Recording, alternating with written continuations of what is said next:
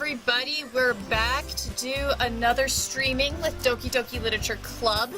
So I should give this, like, you know, dramatic announcer voice. Last week on Doki Doki Literature Club, or however long ago it was, I think it was about a week, I was going to prepare for the school festival, and I am going down to Yuri's house to see this whole deal.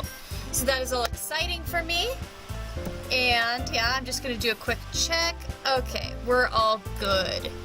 So I guess I can now load my game and get going on Doki Doki Literature Club.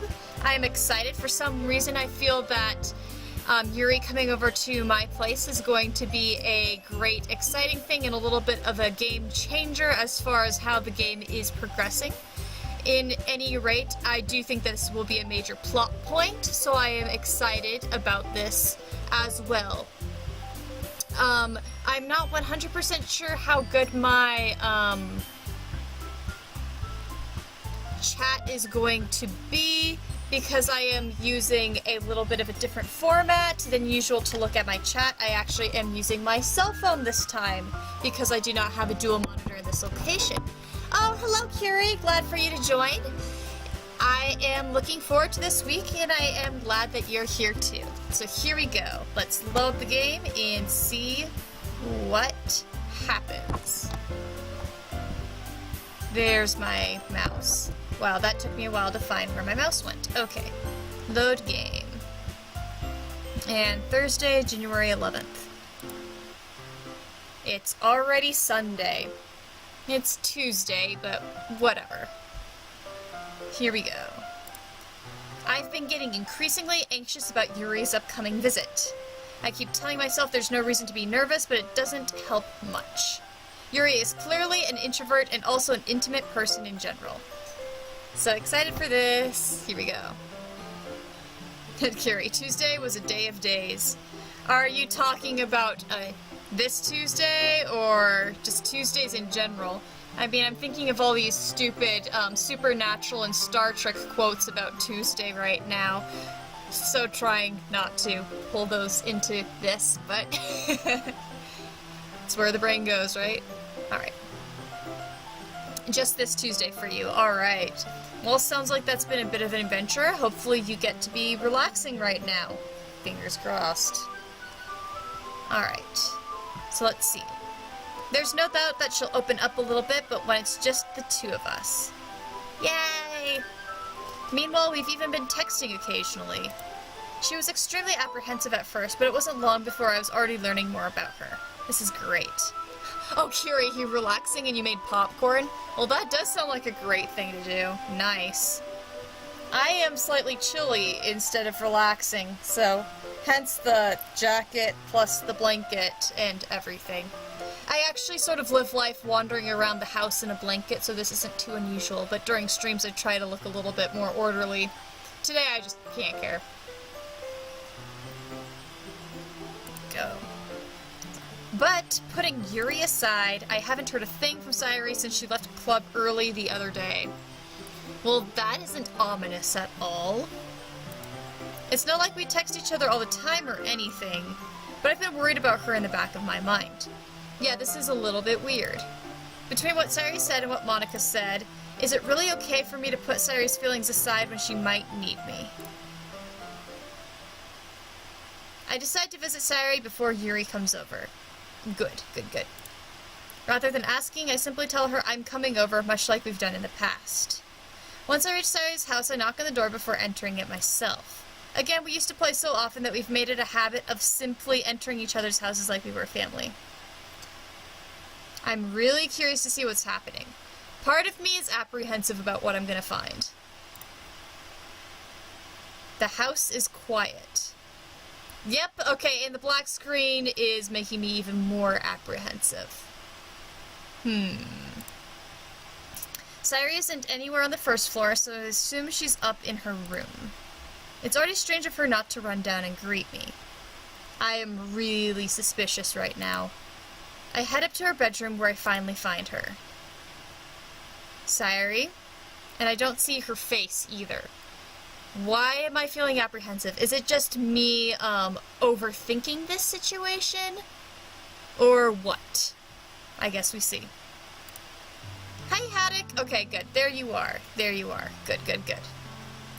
Have a good conversation now, the two of you, please. Because you need to. And Yuri, nah, don't worry about it. Good, good, good. I sit down in her room. This should be a good conversation, then. We definitely need it. Hopefully this will clear the air, make all of us happy. Sayori forces a smile, but it's easy to tell that she's different. There's a minute of silence between us. You haven't come over like this in a long time, have you? I guess you're right. It has been a long time. Not much has really changed, has it? Sayori's room is as messy as it's always been. I sort of noticed that there were clothes sort of everywhere, although her messiness is nowhere close to what I have seen lots of people's houses, including myself, so, you know, that this is relatively messy compared to other people. This is not, like, hurricane messy. I also recognize the same stuffed animals and wall decorations that she's had for years now. Yuri says she's clean compared to my place. Oh, she is so clean compared to my place, too. Obviously not this place. This place is, like, really nice, because I'm not in this bedroom a lot, but my apartment, yeah, that is not clean. It's getting better, but my bedroom is yee still. If you came over more often, it wouldn't be such a mess. That's because I end up cleaning it for you. How come you suddenly wanted to come over today? Aren't you supposed to see Yuri today? Yeah, but... Wait, how did you know that? Sayori had already left by the time we decided that last meeting. Come on, people talk to each other. This is how this always happens. Monica told me. See? It's only natural for her to keep me informed about the festival preparations, right? Ah, that's true. But what about you? Aren't you going to be helping Monica today? Of course! But I'm just helping her online. We didn't plan to meet up or anything. Ah, so it's just me and Yuri then. Yep. There's more silence between us. Sayori stares in a random direction. Randomly, I've been thinking this, but I sort of like the fact that she's not in school clothing. Just nice, casual, non-uniform. Everything about her behavior is really uncharacteristic. I finally get to the point. I just wanted to see how you were doing. After you left on Friday. When something's wrong, you can't hide it from me. I know you too well. So... Sayori smiles, shaking her head. That's no good, Haddock. Eh? Why can't it just be like it's always been? This is all my fault. If I didn't get so weak and accidentally express my feelings, if I didn't make that stupid mistake, then you wouldn't have been worried about me at all. You wouldn't have come here. You wouldn't have even been thinking about me right now. But this is just my punishment, isn't it? Well, that's a dismal way of looking at it, honey. I'm getting punished for being so selfish. I think that's why the world decided to have you come over today. Yeah, this is a really dismal way of looking at things, honey. No. It just wants to torture me. Sayori. I grabbed Sayori by the shoulders. What on earth are you saying? Are you listening to yourself right now? I know something happened to you. There's no other explanation for you to be like this. So tell me already. Until I know, I won't be able to stop thinking about it. Ah. Gosh. Narrator Haddock is so oblivious. She gives me an empty smile. You really put me in a trap, Haddock. But you're wrong. Nothing happened to me. Yeah, Yuri says, yeah, MC is super oblivious. Yeah, it's slightly frustrating. I know it's for storytelling purposes, and it makes sense for storytelling purposes, but it's still slightly frustrating. So she says, nothing happened to me. I've always been like this. You're just seeing it for the first time. Yeah. Seeing what? What are you talking about, Sayori? You're really just going to make me say it, aren't you, Haddock? I guess I have no choice this time. The thing is, I've had really bad depression my whole life. hey look, we've got some opening up. And this actually makes a whole lot of sense now, thinking about her. A lot of individuals I know, that's how it happens, is, you know, you feel the depression, but you're working so hard to make other people happy and to put on that bright face. This is actually a pretty good representation. Did you know that? Why do you think I'm late to school every day? Because most days I can't even find a reason to get out of bed.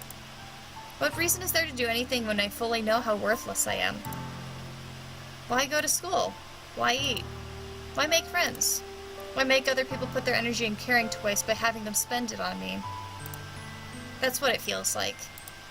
And that's why I just want to make everyone happy, without anyone worrying about me. Yes, this is a good representation. I'm in shock. I can't even figure out how to respond.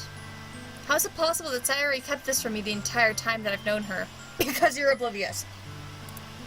Did she really want so badly for me just to not think about her? Why, Sayori? Why is it that you've never told me about this? It almost feels like I've been betrayed as your close friend. Not the way you phrase things, honey. No. Because if I knew, I would have done everything I could to support you. That's better. That's better. That sentence is okay. Even if there's only so much that I could do, I would have tried a little bit harder to make every day a little better for you. That's why I'm your friend. All you had to do was tell me. You don't understand at all, Haddock. Why do you think I didn't tell you? Because if I told you, then you would have to waste effort caring about me instead of doing important things. Alright, Curie says, yeah, MC is not the best at this. No, he's not. I mean, sometimes, he's okay at saying things, and he said some things that are pretty diplomatic. And, other times, he says really bad things. Yeah, like you said, I cringed super hard at the betrayal line, too.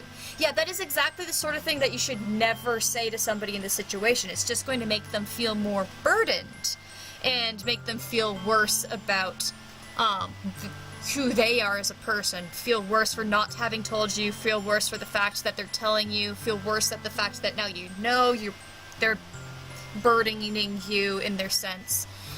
No, this is not the best way to phrase things. So, yeah, definitely cringe line right there. But, you know, not everybody really knows how to talk about these things, so, you know, how he responds is sincere. And even if it is sort of a bad line, you can tell there's sincerity in what he says, at least. But yeah, as in, not to excuse it, but to say it's a realistic way of how people can respond. And she says, because if I told you, then you would have to waste effort caring about me instead of doing important things.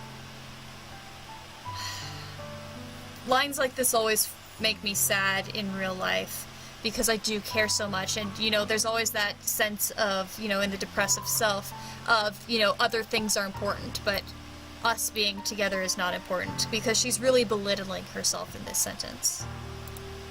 I don't want to be cared about. It's bittersweet when people try to care about me. It feels nice sometimes, but it also feels like a bat being swung against my head. And she laughs. That's why I wanted so badly for you to make friends with everyone else. Helping everyone be happy together is the best thing for me. But then I discovered something else, too.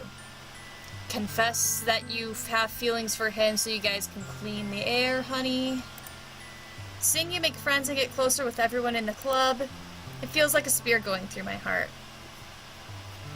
Probably the fear of being left behind, as she alluded to in the previous comments in the last club meeting. So, that's why. That's why I decided the world just wants to torture me. Every path leads to nothing but hurt. You're right that I don't understand. I don't understand your feelings at all, Sayori. But I don't need to understand. Whatever it takes for me to help you stop hurting, that's what I'll do. No, Haddock. There's nothing. Nothing at all.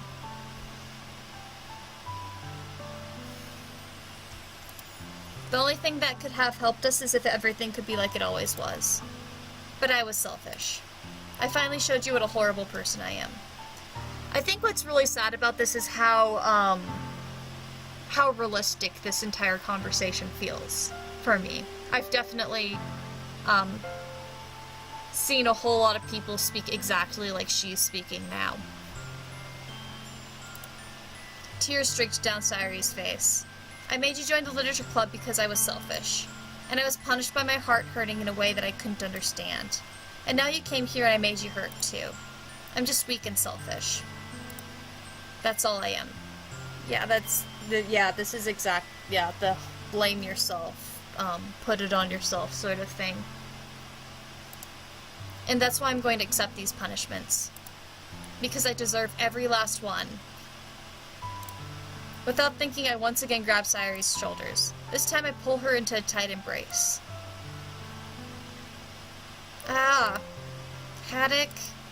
Sayori, I don't care if you feel selfish. I'm really happy that you convinced me to join the club. And Yuri says, it's apparently one of the more realistic depictions of depression people have seen recently. I can understand that. I mean, this does feel extremely, extremely realistic. I have definitely seen this exact sort of thing in real human beings that I know, with friends and so forth. And yeah, as you said, yeah, Dan Salvato knows people with depression. That would, he has to. I mean, there's no way for you to write a character like this with that much realism to it without being very aware of how people think like this. I'm really happy that you convinced me to join the club. Seeing you every day makes it worthwhile enough. If I make friends with everyone else, then that's just a bonus. But please never underestimate how much I care about you. See, when I was talking about how MC sometimes speaks really well and then other times says stupid things, see, there are some things that he says that are legitimately good ways of handling things. I'm saying, you know, I do care about you, you know, affirming that she means something. That's important. So he does some things right. So it's always interesting. I wouldn't have it any other way. Haddock. Sayori isn't hugging me back. Despite my arms being wrapped around her, her arms remain at her sides. She starts sobbing next to my ear. No. Don't do this to me. Please don't do this. Haddock, Sayori barely manages to speak between her sobs. I don't know if I'm doing the right thing, but all I want is for her to know that I care. If you have it in you to call yourself selfish, then you have to let me be selfish too. No matter what it takes, I'll figure out what needs to change. I'll make these feelings go away. And if there's anything that you need me to do, then you'd better tell me. I'll get mad if you don't. I don't know. I don't know. I don't know. Gently, Sayori finally puts her arms around me in return. I don't know anything. It's all really scary. I don't understand any of my feelings, Haddock. The only time I'm not feeling nothing is when I'm feeling pain. But your hugs are so warm, and that's really scary too. She lets me go. As she does so, I let her go as well. The festival is tomorrow. Yeah. It's going to be fun, right? Yeah. How would you like for me to spend it all with you? Oh, good. Good choice, Haddock. Good choice. And looks like Dragon Pride has hopped in, saying that you're only able to hop in quickly. That is perfectly fine. It's great for you to be able to pop in at all. So hello, and glad for you to join. So yeah, here to say hi and got to go again. That's alright. Hello, and hope to chat with you more a little bit later too. Alright, Kiri says, MC has good intentions but isn't really the brightest / most knowledgeable. He made a good choice here. Agree. Absolutely agree with what you're saying, Kiri. He did a very good choice here, because, yeah, he's showing how much she means to him. And he's doing it in a way that isn't, like, forcing her anything. He's suggesting something, but making himself very open to it, showing how much she means, saying words that are affirming, that what her feelings are real, that her feelings are there, that they're not, you know, just things that you can toss aside, but that he still wants to help her feel better too. So he is overall doing the right thing. Alright, Dragon Price says I got to go again. See you guys. Yeah, see you around, man.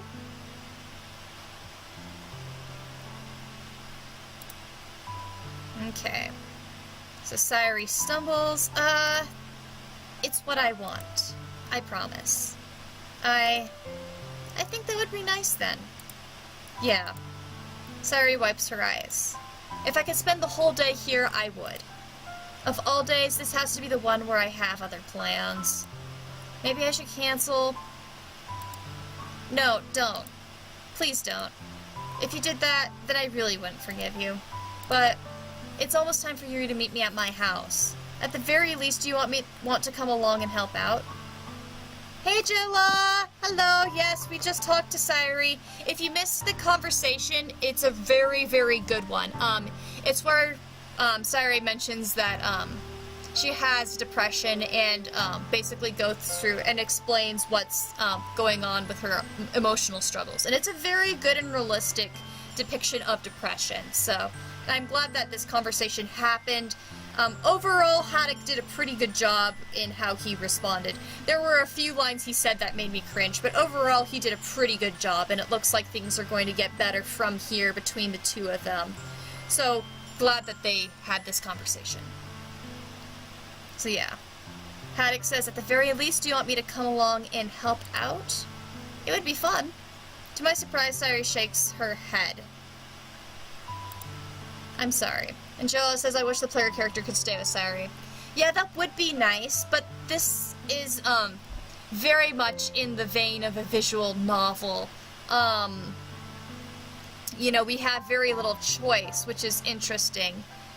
Except for, you know, the poems, a few selections, but overall, yeah, we really don't have this choice. The story streamlines what we do, what we end up, moving forward.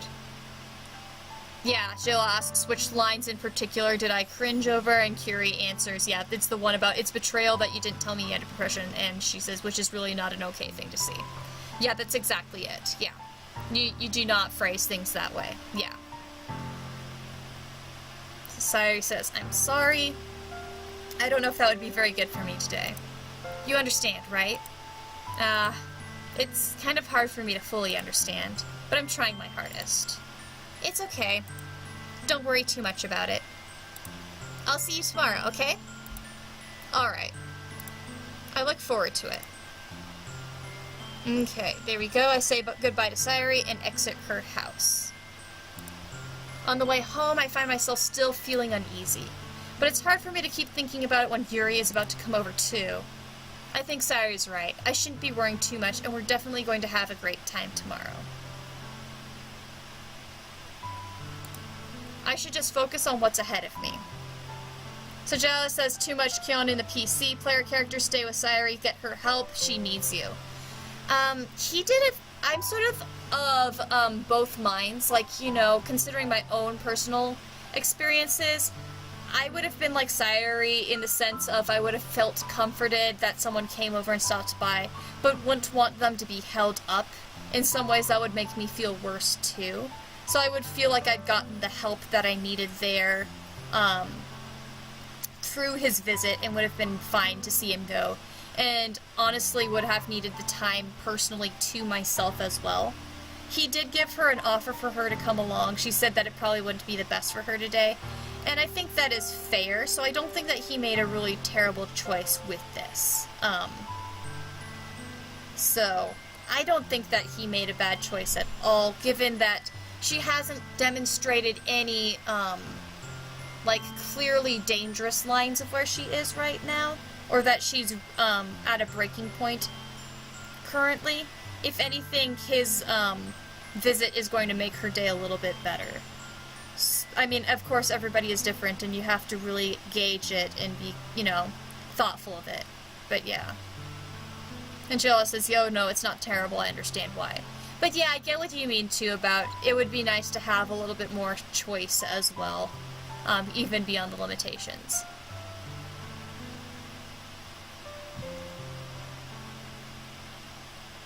Here we go. I should just focus on what's ahead of me. And here we go. As I approach my house, I see something that makes me feel a moment of panic. Yuri?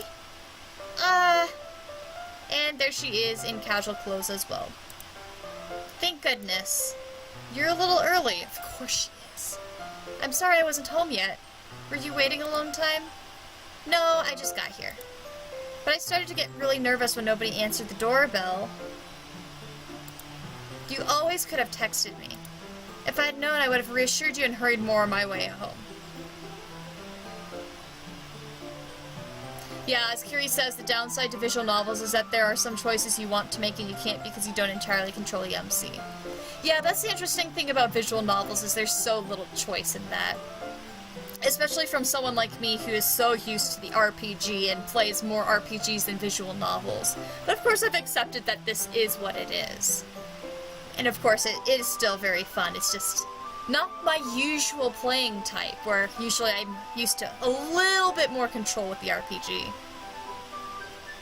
So Haddock says, if I'd known, I would have assured you and hurried more on the way home. I suppose that's true. I didn't think of that for some reason. It should be common sense to do that, but I decided to ignore it. Anyway, let's go inside. I see you brought a lot of stuff with you. That's right. And did you manage to find everything I asked you to buy as well? Yeah, pretty much. At least I hope I got everything right. I'm sure it will be fine. And here's his room, which is way too neat. Way too neat. I take Yuri to my room. The first thing she does is glance around curiously, which makes me feel anxious. It's so clean. I cleaned it before you came over, so that's very considerate of you to do. I feel like that's just such common courtesy / habit is, I don't know, maybe other people aren't in this tradition as much as I am, but I've been like slammed into my head with the knowledge of somebody is coming over as a guest, I need to clean up. Unless it's somebody that I am very close to and they visit my house like every single day or something and they're used to seeing my apartment messy, then I'm fine with it. But in general, if somebody is about to come to my apartment, I clean like crap. So yeah. Here we go. It's very considerate of you to do. No. I would be really embarrassed for my room to be a mess while you were here. That too for me. And Curie says, yeah, I'm the same with you in regards to cleaning. Yep, exactly. Well, I do enjoy cleaning. I would have gladly helped you clean. That would be even more embarrassing. Wait, don't look in there! I snatched Yuri's wrist, which was in the process of opening a desk drawer of mine. I'm sorry. I wasn't thinking for some reason. I was just spacing out. It's fine, it's fine. I let go of Yuri's wrist. She puts both of her hands firmly in her lap, as if making sure she's keeping track of them. So, should we get started? Yes. Jella says I'm terrible with cleaning, but I might straighten up. Well, that's fair. It counts. It counts. Yes. I have a few things planned that you can help with. Decorations and other atmospheric enhancements. Atmospheric enhancements? You know, mood lightning, oh my goodness. Really? Oh wow. I didn't know you planned on taking it that far. Of course. I want to help our guests take our guests to a faraway place. Although many will stop by just out of curiosity. And for cupcakes, I guess. I'm determined to provide an experience that will leave them wanting more. That's great. It's easy to forget that you're a pretty intense person. Yeah, I could definitely see, like, I remember those days when I cared enough to put that much effort into things, as versus being like slamming something together because I have to do it and I don't care, and it's just like, meh. So, comments on the sewing. Joe says the drawer has sewing, I bet. Curie says, or ecchi manga, considering the M-site says he reads manga. Actually, I have no idea. Although, honestly, Curie, I could see that. I could. I mean, you know, it's private. It's something he really doesn't want her to see.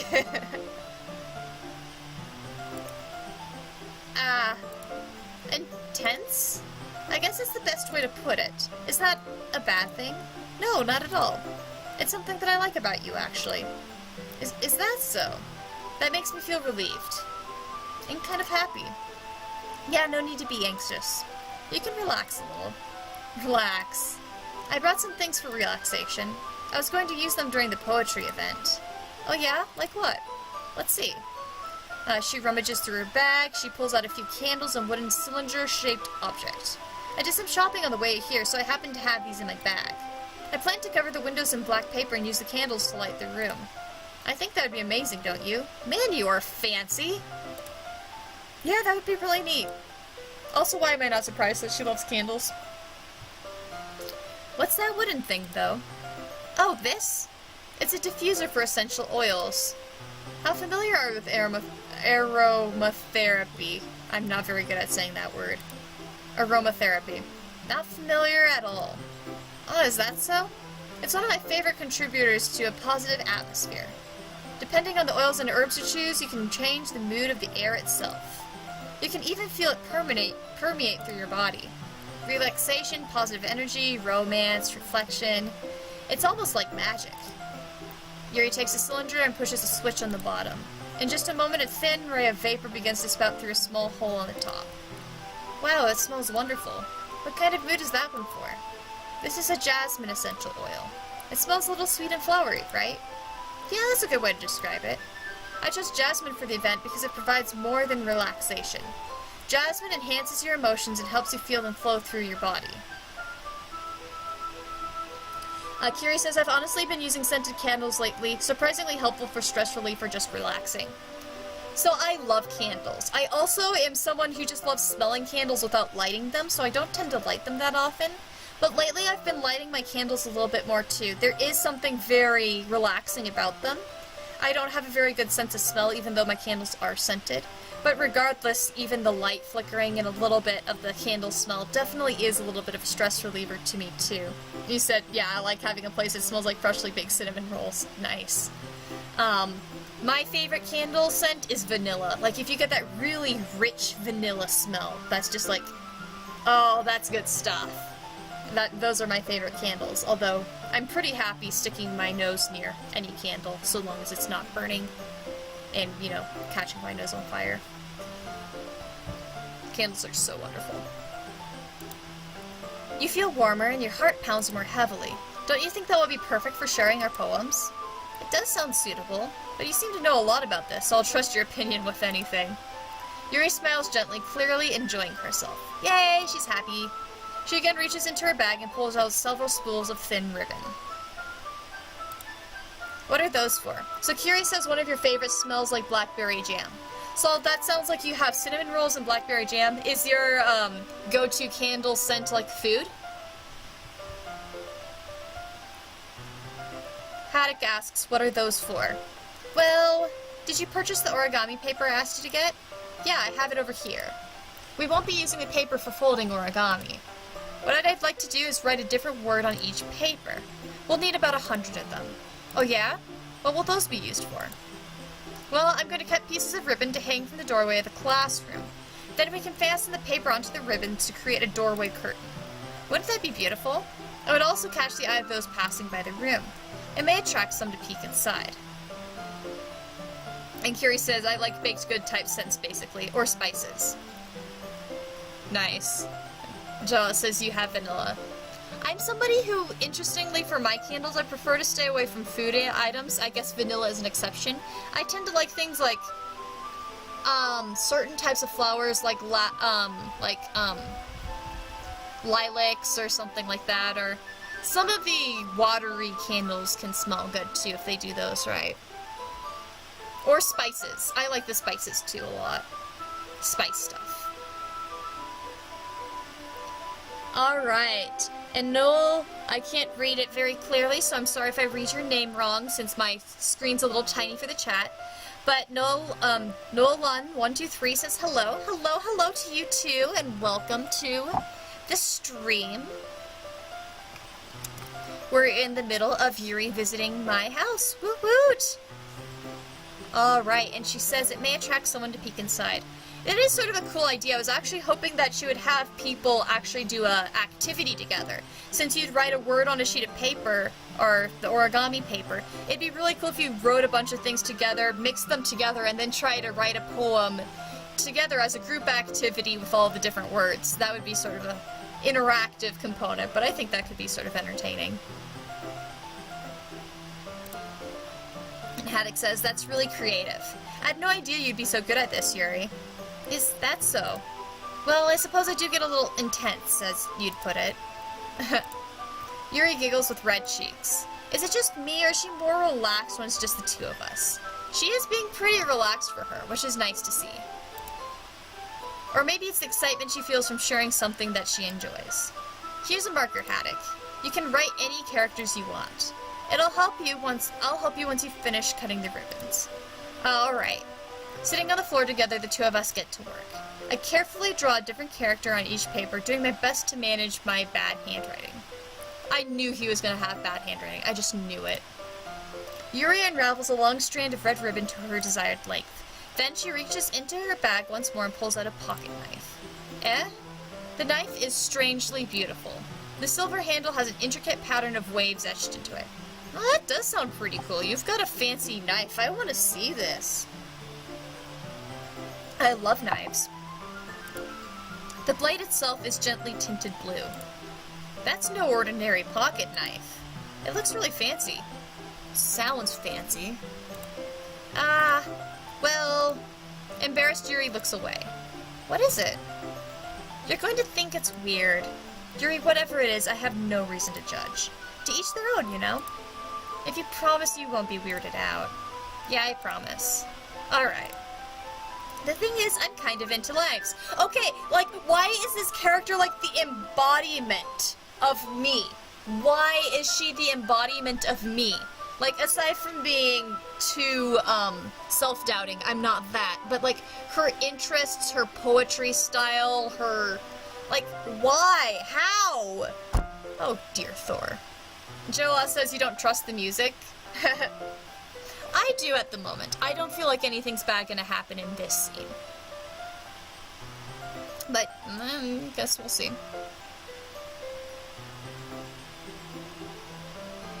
Alright, and Miniman6723 says, let me get, just Monica.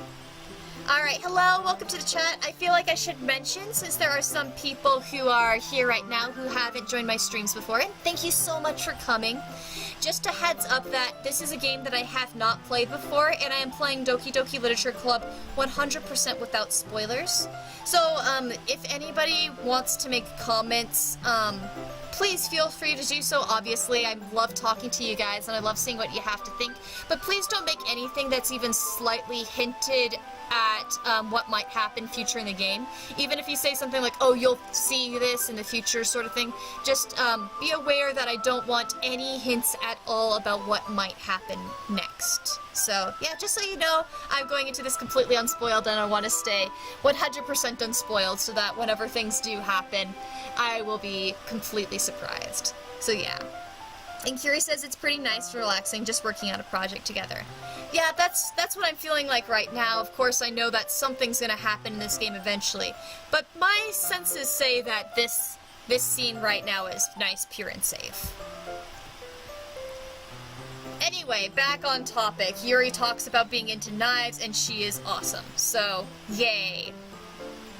I do want to see this knife, though, because that sounds really cool. And now I'm thinking about all of the blades that I want to get someday.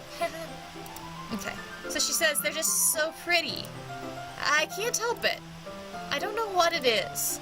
The combination of craftsmanship and feeling of danger, maybe. Why are you me, honey? And Miniman says, understandable, have a great game. Thank you so much. Yeah, I have been enjoying this so far, so I'm especially looking forward to when I get further along in this. All I know vaguely about Doki Doki Literature Club is that it does not stay this cute, adorable moment as it is right now. So I'm looking forward to when that gets to change, but I'm enjoying the current stuff too. But man, does Yuri sound like me. My goodness. What am I saying? Please don't think I'm weird for this. Of course I'm in the house that doesn't have all of my knives, or else I'd probably start doing an impromptu knife, sharing stream where I'm like, hey guys, look at this blade! Yeah, that would be ridiculous, but that would totally happen. You're laughing at me. No, I'm not laughing at you. It's just funny how nervous you got about sharing. It's an interesting thing to be into, I guess. But I think it kind of suits you. Suits me? Yeah, it's kind of intense. Besides, it's a really cool-looking life. And cool-looking knife. I can't deny that. It is, isn't it? Yuri relaxes her expression once again. Would you like to hold it? Sure, I'll check it out. Yuri carefully hands me the knife with the handle facing me. I take it and turn it around in my hands. It feels heavy and extremely solid. Where do you even get a knife like this? Curious of its sharpness, I feel the point of the knife with my index finger. Ow! And she's bringing around a sharpened blade. Oh, that just makes you even better, honey. Haddock! Why did you do that? I didn't expect it to be that sharp. I barely touched it at all. It's my fault. I should have warned you. This knife is extremely sharp. It can cut through skin like bits of paper. Oh no! A small drop of blood trickles down the side of my finger. And Yuri says MC Doinkus. Nice word for him. Yeah, good job. Although, you know, there is sort of this habit of, or inclination I think people have of you grab a knife and you immediately want to test its sharpness. I feel like there's something inside a lot of people, at least, where you grab a knife and you're like, is it sharp? Even though, yeah, that was brilliant of him. Yuri takes my hand and gives the wound a closer look. She stares at it and noticeably fidgets. If you're squeamish, I'll go wash it off now. Without warning, Yuri puts my finger in her mouth and licks the wound. I feel her tongue curl around my finger. Startled, I instinctively pull my hand back. Oh, please forgive me. I wasn't thinking. Yuri lowers her head, her face burning up. Yuri, it's the most embarrassing thing I've ever done. How could I do something like that? I'm sorry. Sure, it was a little weird and it took me by surprise, but I guess she was just trying to help, right? Yuri, I think you're overacting a little. She doesn't lift her head. What if she doesn't recover from this for the rest of the afternoon? Alright, you know what? This might be a stupid thing to do, but I do it anyway. Yes! Good response! I take Yuri's hand and lick her index finger in return. Haha, nice. Haddock! Did you really just do that? Now we're even! Yuri just looks at me like I did something wrong. I knew that would be a bad idea. If not for the sweet aroma of the jasmine oil, the air would be extremely heavy right now. Sad that she didn't respond well to that. I mean, there's really two different ways that it can go, where it either relaxes someone because you're even, or it makes people feel a little bit uncomfortable. So it looks like it's the latter, which I guess makes sense for her, but personally for me, I think it's pretty entertaining. You're so weird, Haddock. Yuri giggles shyly. Huh? Yuri calling me weird? I have no response to that. Where do you keep your bandages? I don't think I need one, actually. It was a tiny cut. Look, it already stopped bleeding. Really? No, fingers do not work like that. Fingers do not work like that. You get the tiniest little prick on your finger, or you get a paper cut, and the finger bleeds for days. Although I guess if things are really, really sharp, then it just slices through and it doesn't even bleed. It's just like this flap of skin.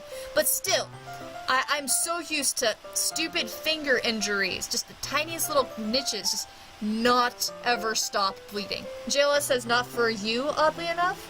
So you don't have that problem? Huh, okay. Well, that's good to know. I guess this is feasible for him then. I see. That's relieving. The tension is quickly lifted. We each resume our respective activities. I watch Yuri's knife cut through the ribbon like it's nothing but air. Meanwhile, I continue to make progress on the paper. There we go. After we finish attaching the paper to the ribbons, we lay them all out side by side. It looks better than I expected and will be very effective as a door curtain. It looks great! Good thinking to come up with this, Yuri. Thanks. It's just something I saw online, really. Are you ready to move on to the next task? Yeah, let's do it. What do you have in mind? This sounds like a lot of fun. I know that they're working on, like, school-related stuff, but this actually sort of sounds like a fun afternoon. Hanging out with someone, doing crafty sort of things, preparing for something. This sounds cool. What do you have in mind? I'd like to create a banner. That's why I asked you to buy the paint tablets. Ah, that's right. One of the items Yuri had asked me to buy was a kit of watercolor paint tablets. We'll need about 6 cups of water to put each of the tablets in. Do you mind fetching those for us? Of course not. 6 cups of water? I'll be right back in a minute. Thank you very much. Oh, and just a little bit of water is okay. If you feel the cup's too much, it will be diluted. Alright, taking Yuri's advice, I decided to use small plastic bathroom cups rather than full-sized glasses. I put them on a plate to catch any paint that drips, then bring it back into my room. Yuri? Yes? Oh, she looks so cute when she smiles like that. I come in to see Yuri quickly unrolling her sleeve, pulling it back over her arm. Ah, nothing. Your face is a little red. Is it too hot in here or anything? No, not at all. Okay, yep. Narrator is oblivious to everything. There's nothing wrong, so let's mix the paint. Yuri hurriedly dismisses me and takes it upon herself to unwrap the tablets, dropping them into the cups. So, I thought we would do something simple that would look very nice. I'd like to paint a gradient across the banner. Starting with the colors for sunrise, then daytime, then sunset and nighttime. Once it dries, I'll write an inspirational quote across the banner. Man, she really has these things thought out, clearly. You are prepared. We can hang it on the wall behind the podium at the front of the classroom. Ah, neat. What are you going to write? Well, it will be more fun to surprise you. Yuri smiles at me. Yuri, MC is very oblivious. I feel like we say this like every 15 minutes is that he's oblivious, but it just keeps on striking me, going, man, he's oblivious. And he says, if you say so. After rolling out the banner, Yuri and I kneel on opposite sides so we don't get in the way of each other. Yuri uses a brush and adds a few dots of different colors across the banner to serve as a color guide when we paint. Man, she is so on top of this. That is brilliant. This kind of reminds me of elementary school. Okay, so Curie said MC is very oblivious, and then Miniman asks too with a question mark. Lots of it, I feel like he's oblivious, especially to how the other people think about him, or what their emotions are. So for instance, like, he had no idea about Sayori being, depressed, despite the fact that there were some pretty clear indications and hints earlier, and he didn't understand really why she left club early, the last time that they had the literature club meeting. Didn't notice that she was uncomfortable, talking about the fact that she was sort of into him.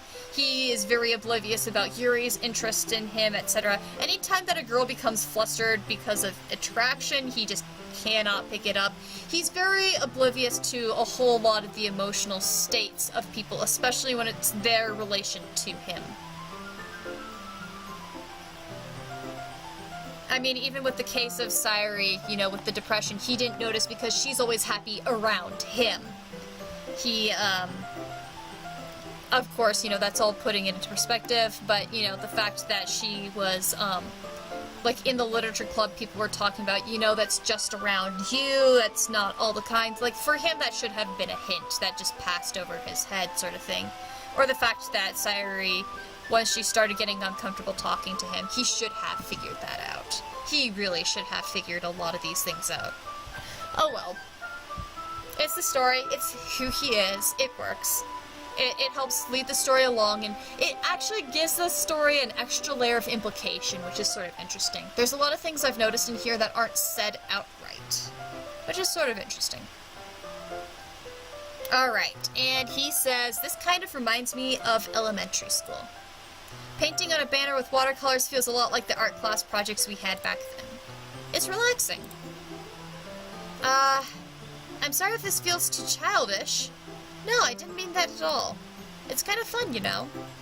Yeah, it is fun. I'm glad you feel that way, too.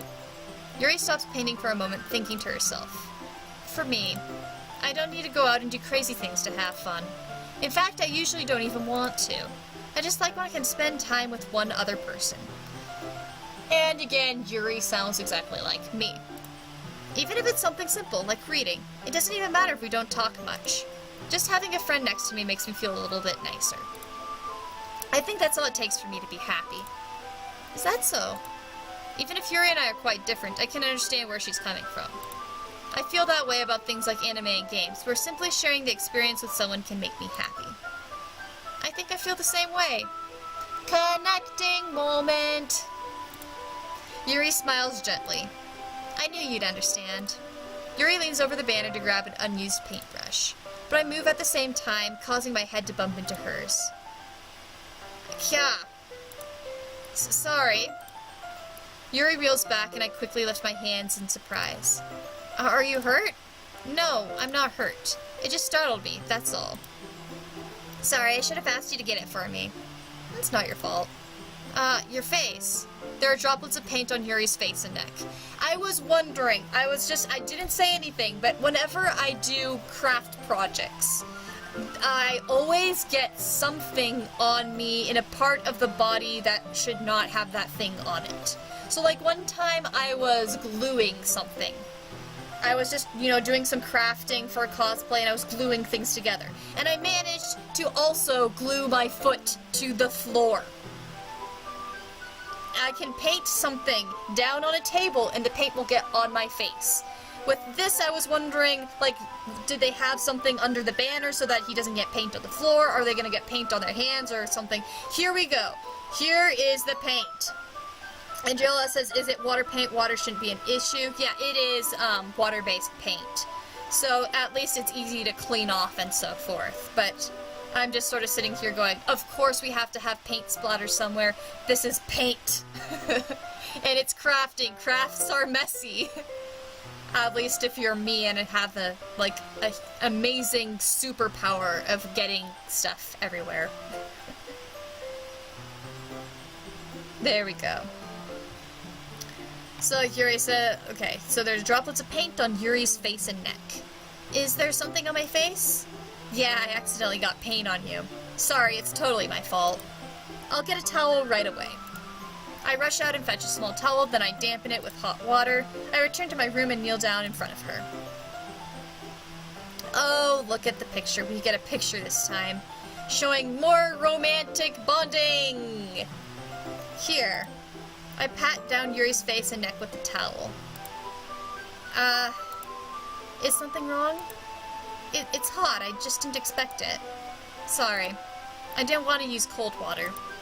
Having finished, I start to retract my hand, but Yuri suddenly holds my wrist.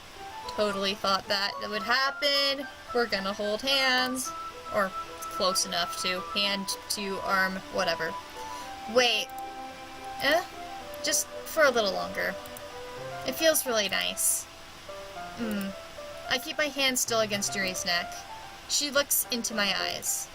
It's an intense expression that I recognize from when she reads her books.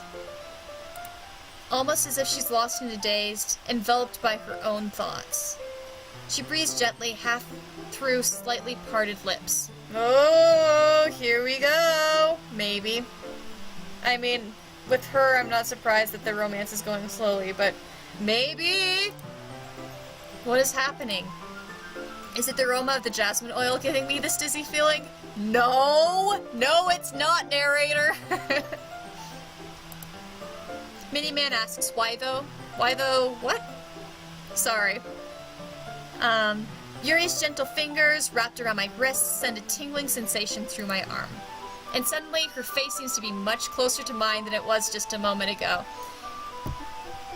Here you go! Come on, come on, come on! Everyone start chanting, kiss, kiss, kiss! Yuri slowly pulls away. Of course, we're gonna get baited. We're gonna get it baited. Of course. Sorry. I've been feeling a little lightheaded today. I didn't mean to space out. It's fine. Of course! And we drag away. Ugh! Frustration. Oh, yep, and here we go, through the MC is very oblivious comment again. Yuri, MC so oblivious. What is this feeling, MC? I don't know. Maybe it's called attraction. Oh my goodness. And Yuri says, it is something you experience when you're with a certain person. Yeah. Yep. Classic example of this guy being oblivious. My goodness.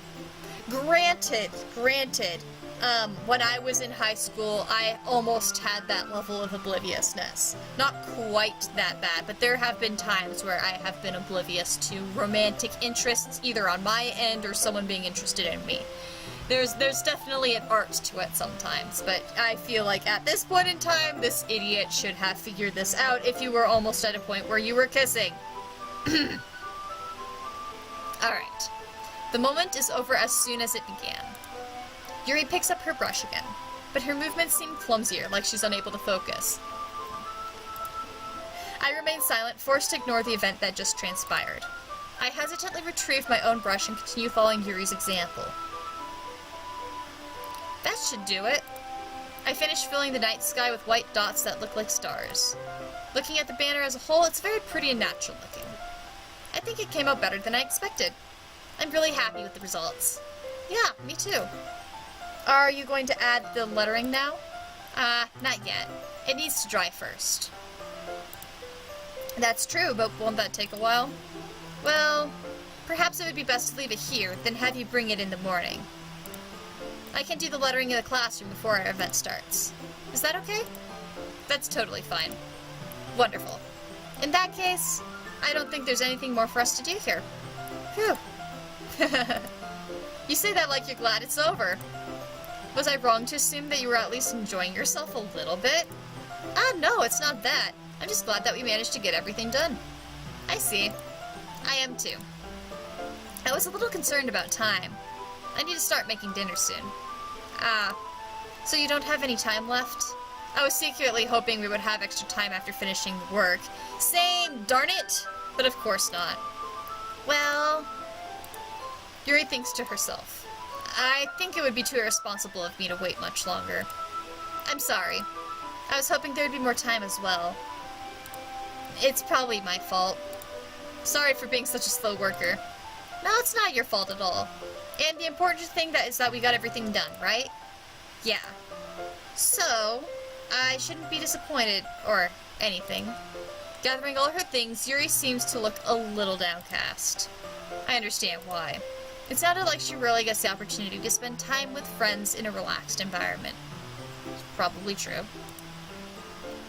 But that doesn't mean this is the last time it could happen. There we go. Once Yuri packs up, I walk her out the front door. Thank you very much for having me today.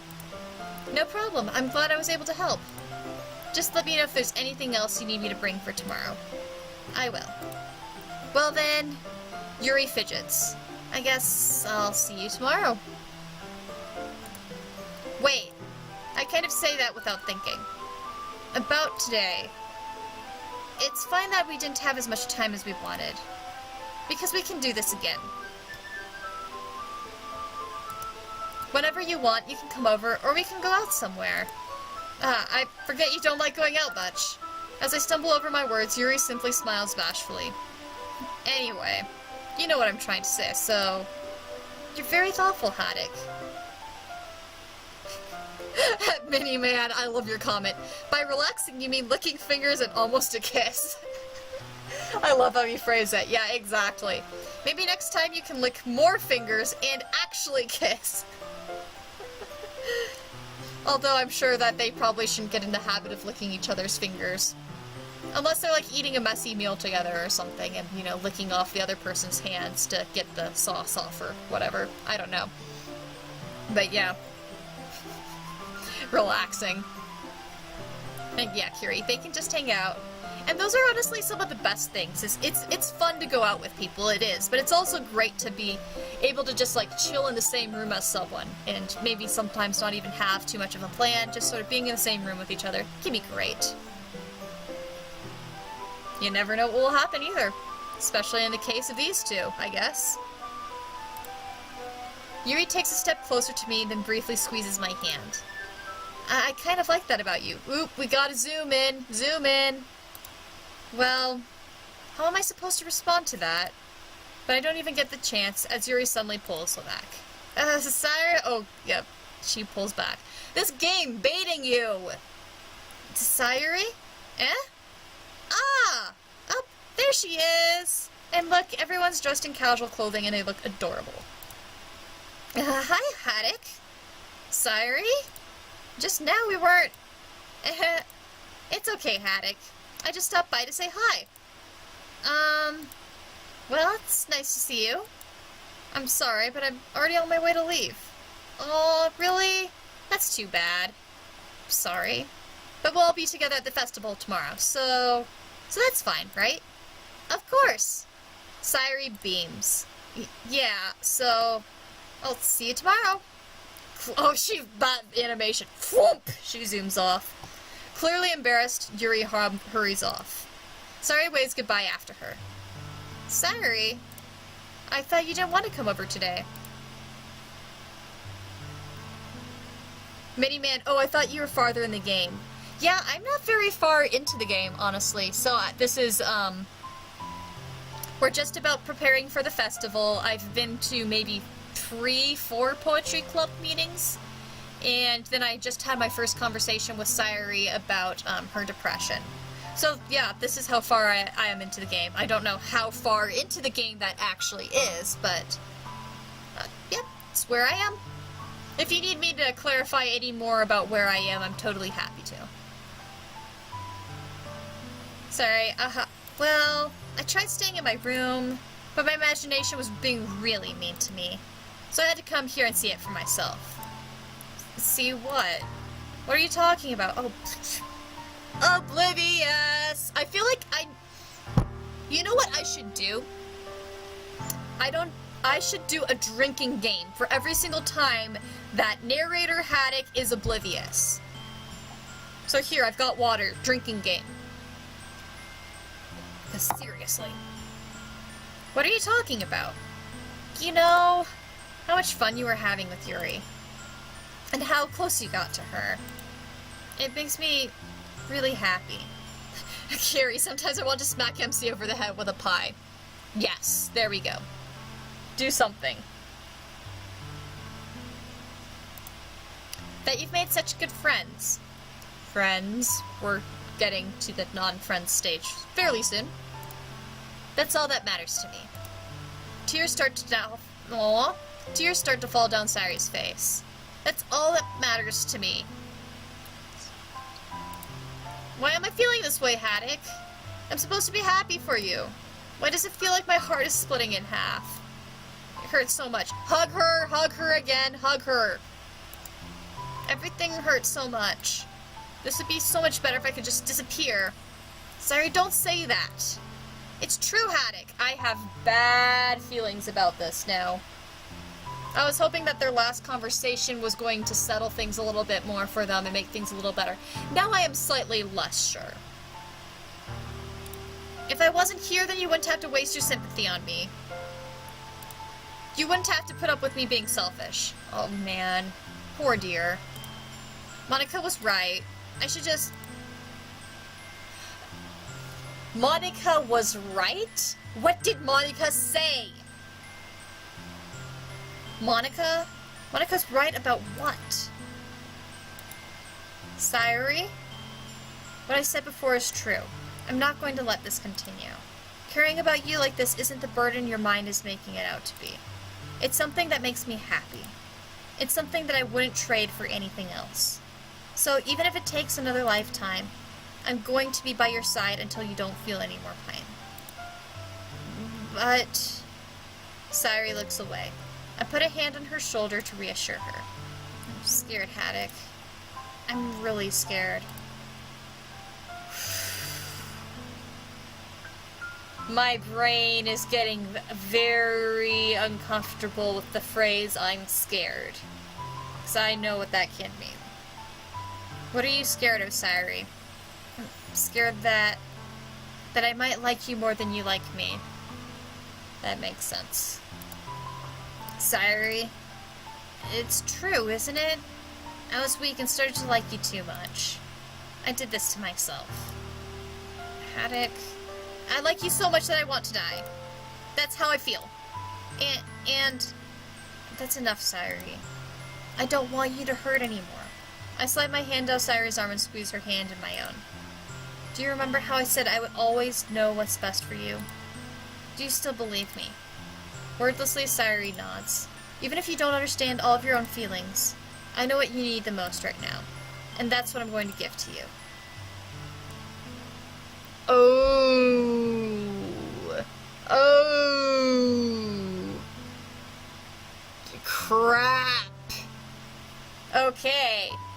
Now, here's the problem. Here's the problem. I love you would be a lie, but that's what she wants to hear. You'll always be my dearest friend is a very good intention, but because she is in love with you, that will actually let her down. Okay. Yep. This is worrisome because...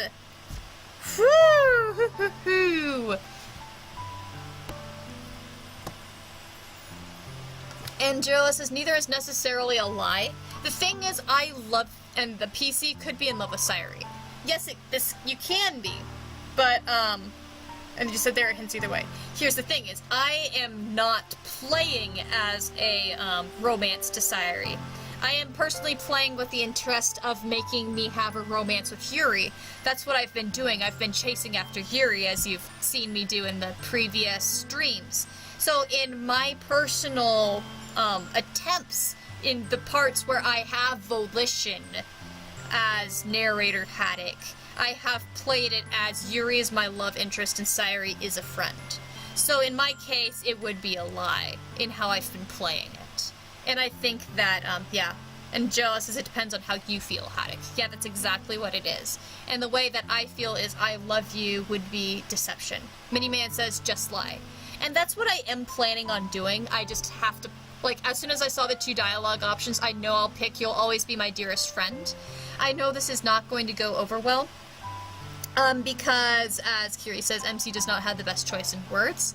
So I have a feeling that what he says is going to make things worse. I do not think that he is going to break things to her in a way that will actually help.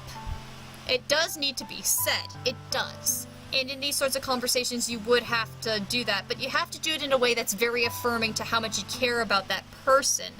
I have a feeling that him saying, "You'll always be my dearest friend," might still be the disappointment that she doesn't want to hear. So we'll see. Yeah, Kiri says it really depends on how you feel about it. That is true, but I'm gonna have to click You'll Always Be My Dearest Friend.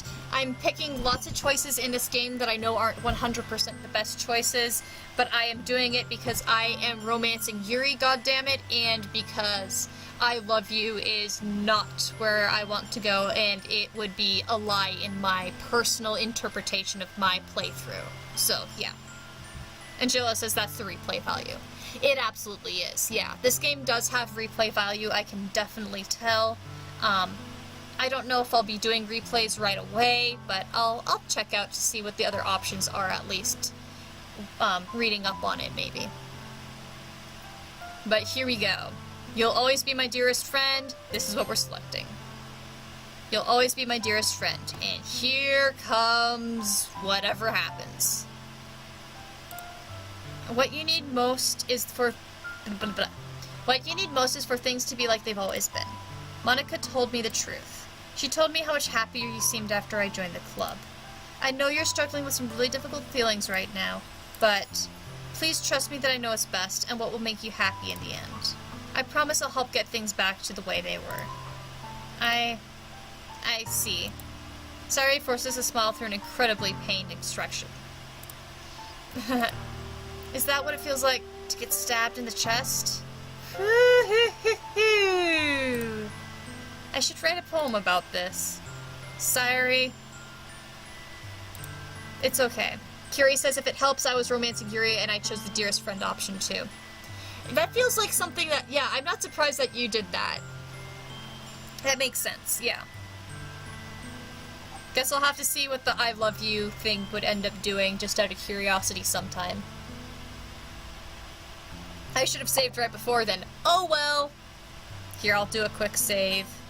Anyway, there.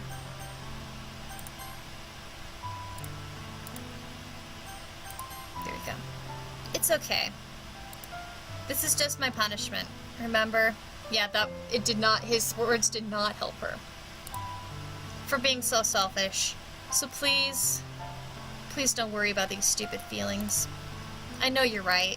I knew this whole time that there's no happiness down that path. Yikes. That's why I came here. Just so that I could get the answer I needed to hear. And the other thing, You're also right that I just want it to go back to the way it was. I realize that now. You really do know me better than anyone, Haddock. I'll trust you with anything. Anything at all. So, Sayori's smile finally breaks. All of a sudden she turns around and drops to her knees. Ooh, goodness. And she screams. Oh, goodness. Oh, you poor thing. Clutching her head with both hands, she screams as loudly as she can. I'm so shocked that I don't know how to react. Sayori looks over her shoulder and flashes me one more weak smile before turning around and running off. Yikes. Yikes. Nope, this did not go well. Whew. Yeah, Miniman, you said it completely perfectly. Oof, indeed. Oh, goodness. Sayori! I'm left helplessly standing in the front of my house. Why am I feeling so horrible about this? There's nothing more that I could have done. The most I can do is support Sayori through her feelings and help her on the path that's right. But I'm having as much trouble understanding Sayori's feelings as she is. Even though I can comfort her, I keep wondering if I should be doing something more or something different. I know these thoughts will continue to plague me until things are back to the way they were. I'm going to give it everything I've got. Sayori will always be my dearest friend, and I'll do whatever it takes to put a smile on her face every day. Well, that was quite the Sunday. That was quite the Sunday. And now we're going to the day of the festival.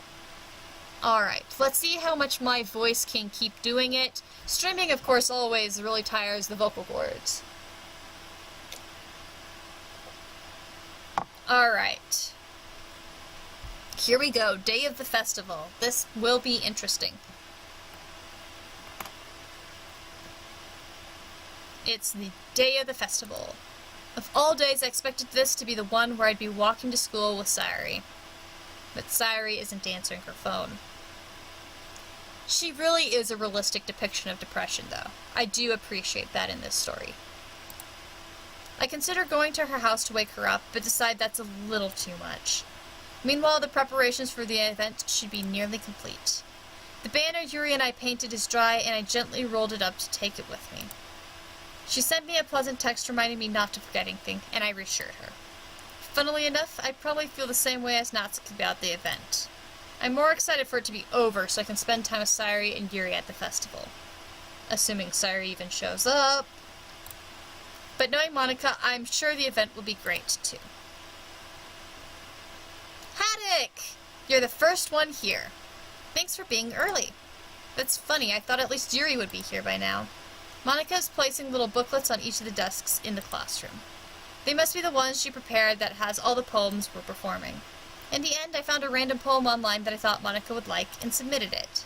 So that's the one I'll be performing. I'm surprised you didn't bring Sayori with you. Yeah, she overslept again. That dummy. You'd think that on days like this important, she'd try a little harder. Phew! Why would you say that, honey? Oh, idiot. Okay, again, drinking for his obliviousness. I say that, but I suddenly remember what Sayori told me yesterday, and I suddenly feel awful, knowing it's not nearly that simple for her. I only said it because it's the way I'm used to thinking. Jayla says drink lots, yeah, no kidding. Goodness. But maybe I should have gone to wake her up after all. You should take a little responsibility for her, Haddock. I mean, especially after your exchange with her yesterday. You kind of left her hanging this morning, you know? Exchange? Monika, you know about that? Of course I do. I'm the club president, after all. But I stammer, embarrassed. Did Sayori really tell her about it that quickly?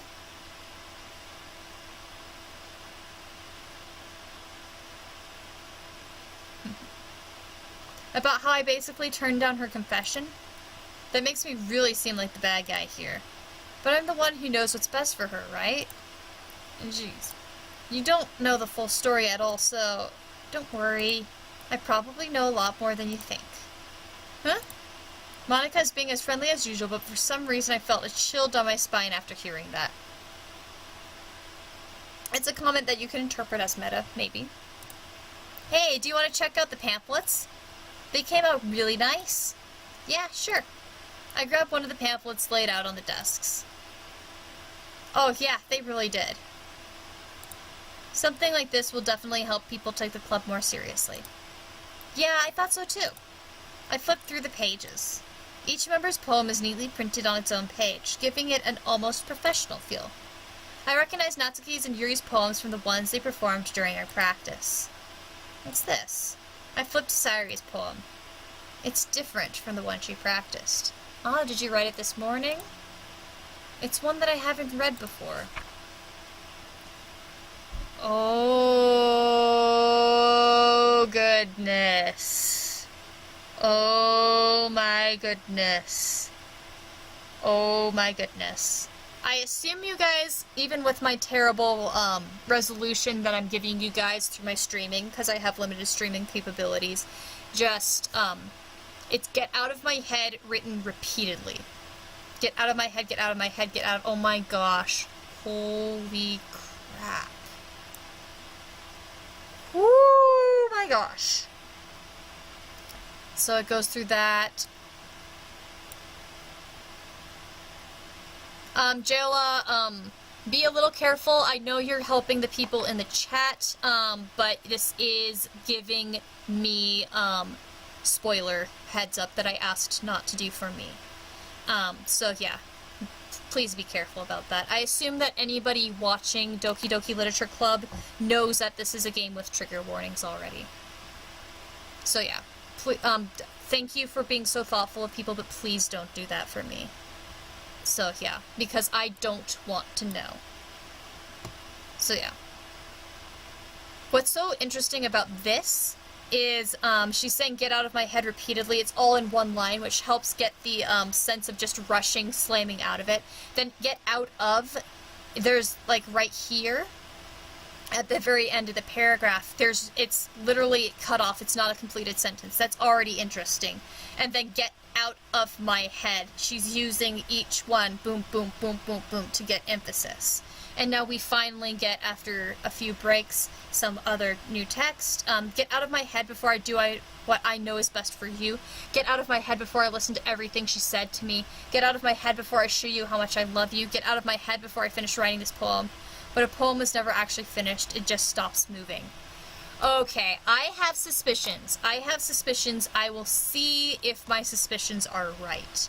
But I am not going to analyze this poem simply, well, beyond the first paragraph that I talked about, simply because I have suspicions, and I want to wait to see if my suspicions are correct. What is this? Reading the poem, I get a pit in my stomach. Haddock? What's wrong? Nothing. This poem feels completely different from everything else Sayori's written. But more than that. I changed my mind. I'm going to get to go Sayori, so, well, alright. Try not to take too long, okay? I quickly leave the classroom. Don't strain yourself. Monica calls that out after me. I quicken my pace. And this is where maybe my suspicions are going to get validated. Let's see if my suspicions are right. I should have tried a little bit harder for Sayori. It's not a big deal to at least wait for her or help her wake up. Even the simple gesture of walking her to school makes her feel happy. Besides, I told her yesterday that things will be the same as they always have been. Oh, this is totally foreshadowing. That's all she needs and what I want from her. Well, especially now that I've been hinted. Yeah. I reach Sayori's house and knock on the door. I don't expect an answer since she's not picking up her phone either. Like yesterday, I open the door and let myself in. Sayori? Let's see what it is. Let's see. She really is a heavy sleeper. I doubt that's sleeping.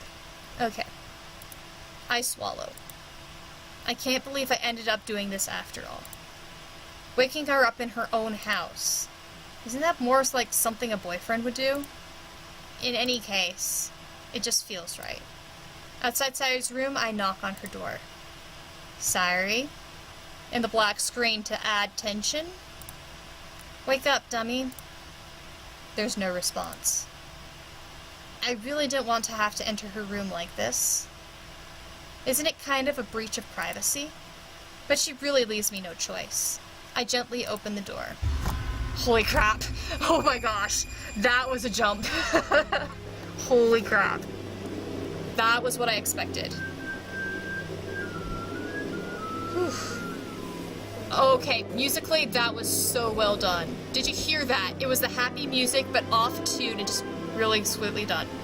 That was well done. That was well done. Holy crap. Holy crap.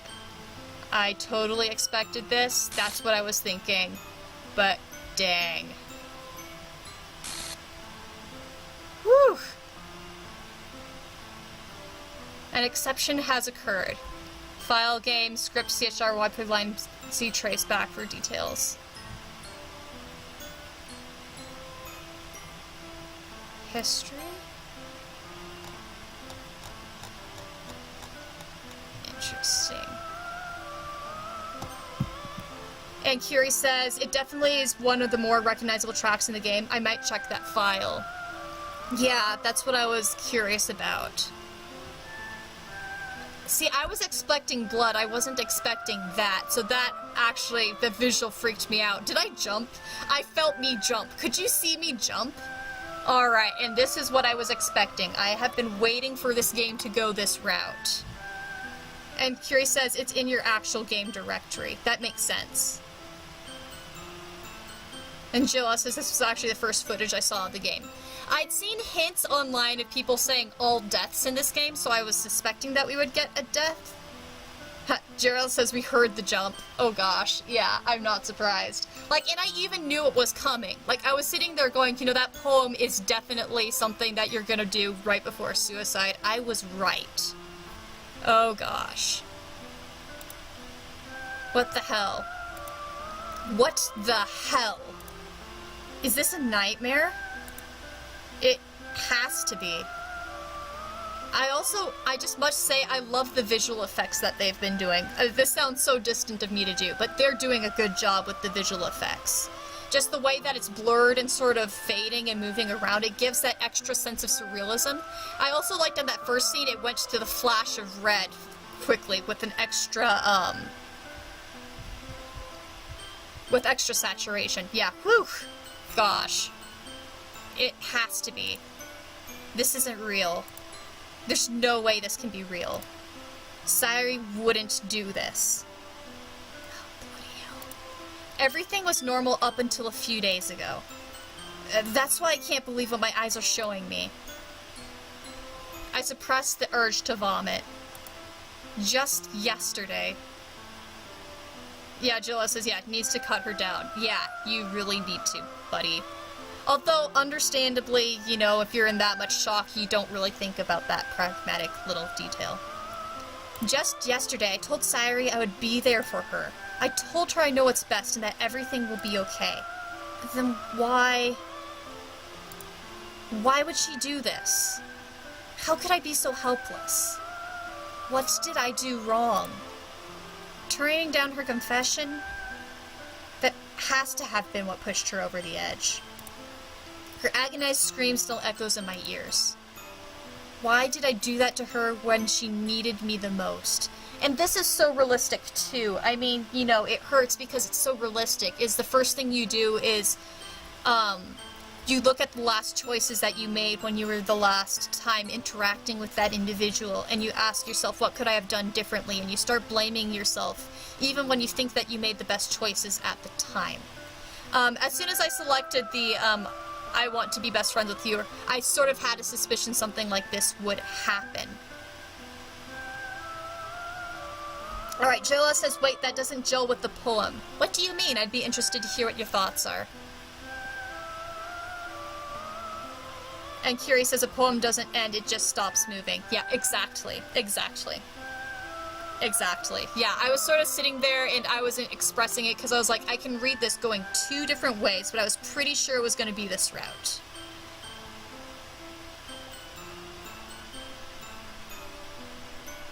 Yeah, the poem, that's exactly what I was thinking that the poem was. And Jill is like, because she was saying, get out, get out, get out of my head. Yeah, it's the terrible thoughts. That has nothing to do with the confession. It does, get out of my head. The memories of thinking about him, and the whole suicidal urges get out of my head.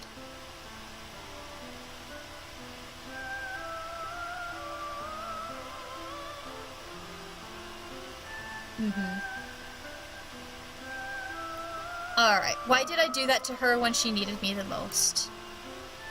Why was I so selfish? Sad Sunday says you kinda left her hanging this morning. That is a terrible joke, hon. And then, why was I so selfish? This is my fault. Oh, say JLS says, oh, when you put it that way. Okay, so do you understand? Yeah, so that's what I was getting out of the poem with the get out of my head sort of thing, is that whole, you know, because when you have those sorts of urges, and you have those sorts of terrible thoughts about someone, they just go on repeat. Yeah. This is my fault, and this is surrealistic for how he's reacting to. My swarming thoughts keep telling me everything I could have done to prevent this. If I just spent more time with her, walked her to school, and gave her what I know she wanted out of our relationship, then I could have prevented this. I know I could have prevented this. Screw the literature club. Screw the festival. I just lost my best friend. Someone I grew up with. She's gone forever now. Nothing I can do bring her back. This isn't some game where I can reset and try some— oh, Meadowline, Meadowline. Wow. Yep. That's not a subtle hint either. This isn't some game where I can reset and try something different. I had only one chance and I wasn't careful enough. And now I'll carry this guilt with me until I die. Nothing in my life is worth more than hers. But I still couldn't do what she needed from me. And now, I can never take it back. Never. Never. Never. This is really well and effectively written. Never. Never. And, oh my god, I thought they were gonna end it there. I totally thought they were gonna end it there. Oh goodness. Oh, well, look at that. Oh my gosh. Visually, what? Oh my gosh, look at that. And they replaced it with Monica. That is— okay, so it's actually a combination of everyone. But they took over Sayori and they replaced it with tiny bits of Yuri, a little bit Natsuki, but it's mostly Monica. That is interesting. And then we have the font mistakes. And Curie says, as I said, might be a bad idea to check your game directory files. Where do I do that? Because Curie, yeah, it looks like it's kind of bugging out. Where do I do the game directory files? Because I am suspicious. Is that start a new game? I'm guessing. Yeah, because I know JLS's settings, maybe. Display, skip unseen text, after choices, auto forward time. Yeah, because I want to see the game file directory. Because I assume it's not the previous text, that it shows you your history. And Curious says, go to your Steam library, right-click it, go to Browse Local Files. Okay, we're going to Steam then.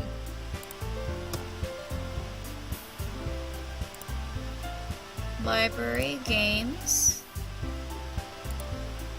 One new item in my inventory. I bet it's about Doki Doki.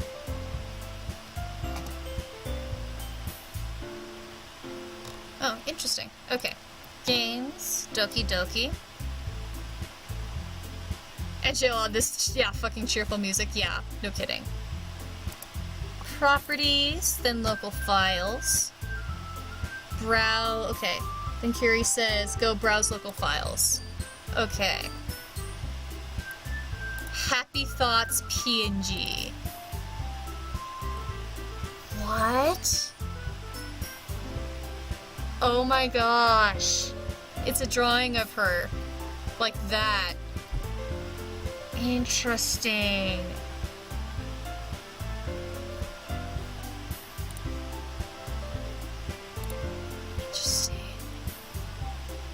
I assume the log is just... Yeah, that's that. Okay. And Curie says, yeah, something seems to be up. That is interesting. Huh. And that's starting... What? Oh my gosh. And Curie says, check traceback. Okay. I'll check the traceback too.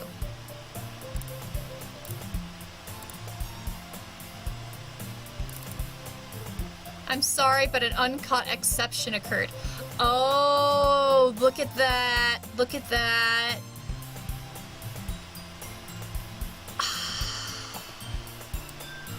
That's great. I remember, Curie, when you talked about this game, you suggested almost like a Photoshop flowy sort of thing.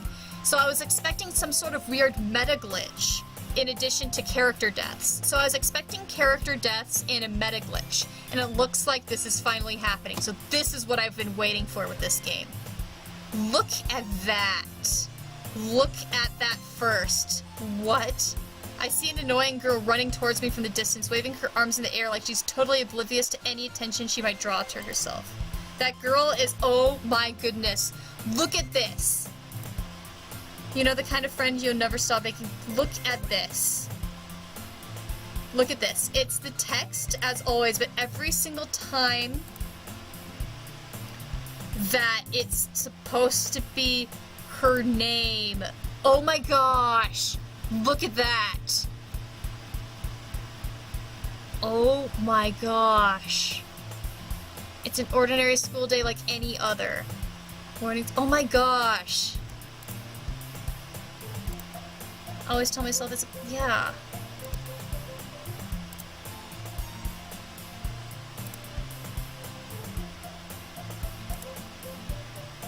Oh my goodness. School days is over before I know it. After I pack up my things, I stare blankly at the wall looking for an ounce of motivation. Clubs.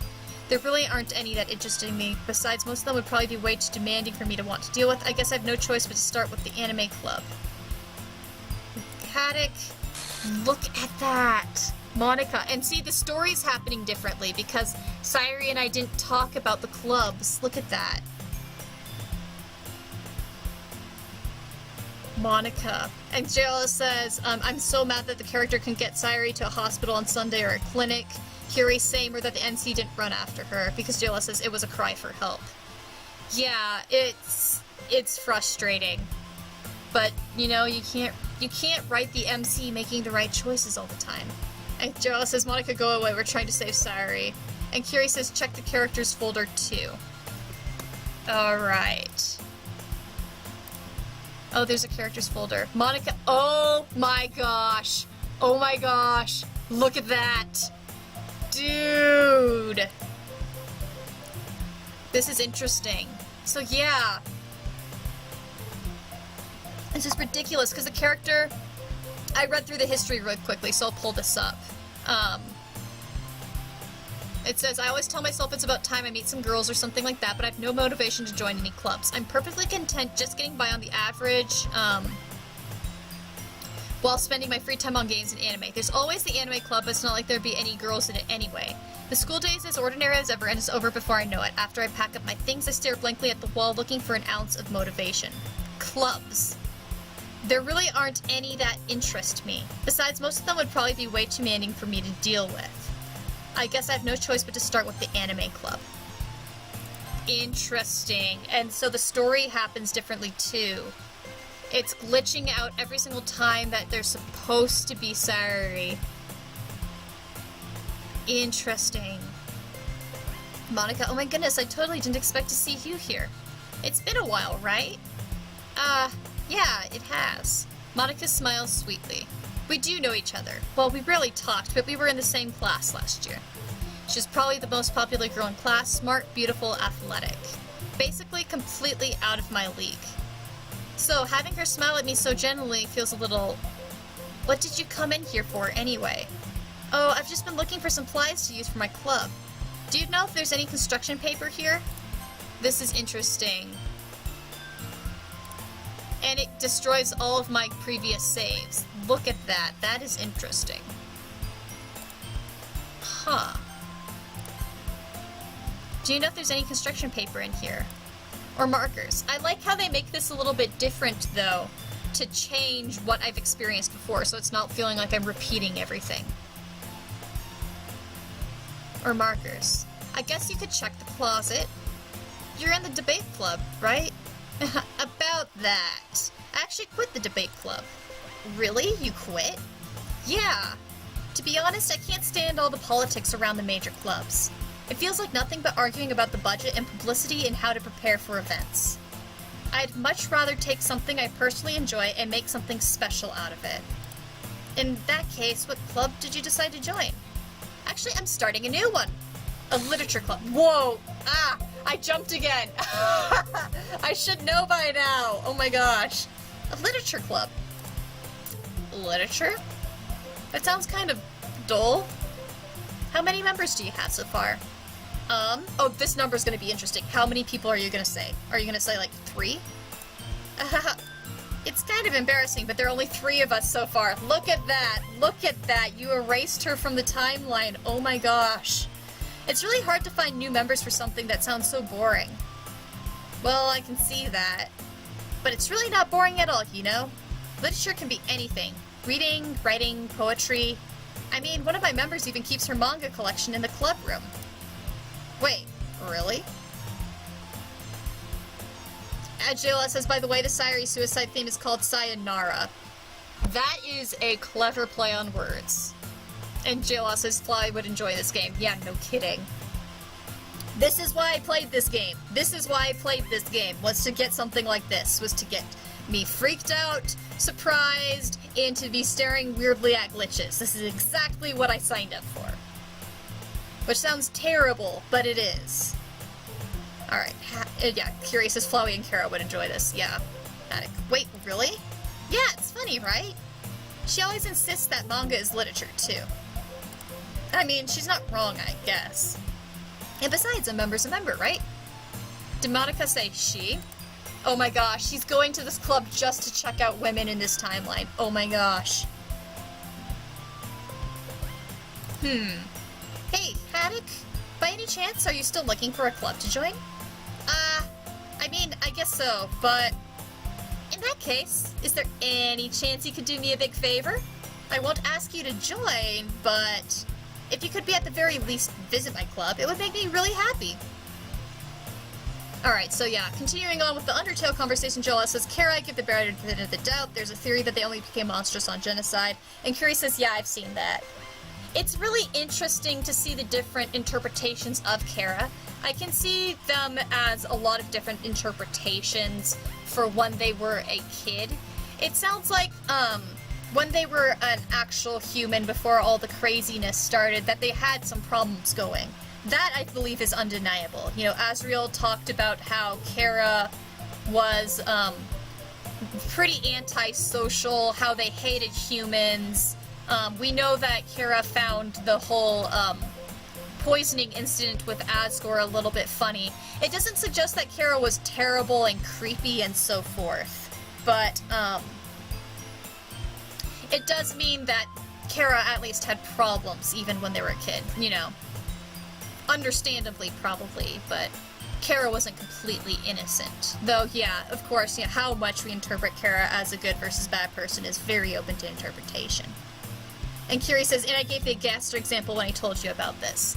I see exactly why you gave the Gaster example, because we're erasing characters from timelines, and we're getting glitches like this and having, yeah, this is a very good example is when you said Gaster. That's right, you said Gaster.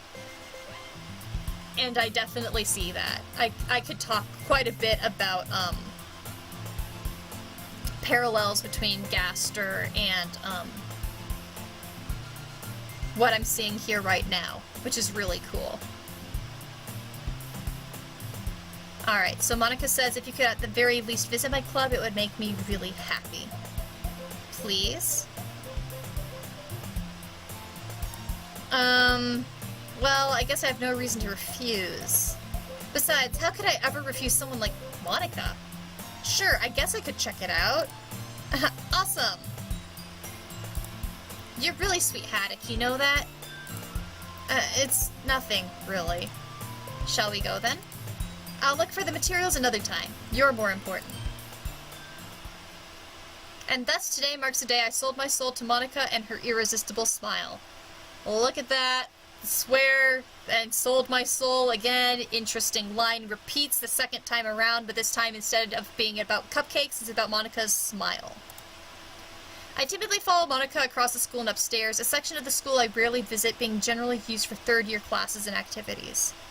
Gerala, your comments about Kara self-harm, I would be interested in hearing your comments on that, because I don't read that interpretation and I don't feel like there are too many hints to really support that.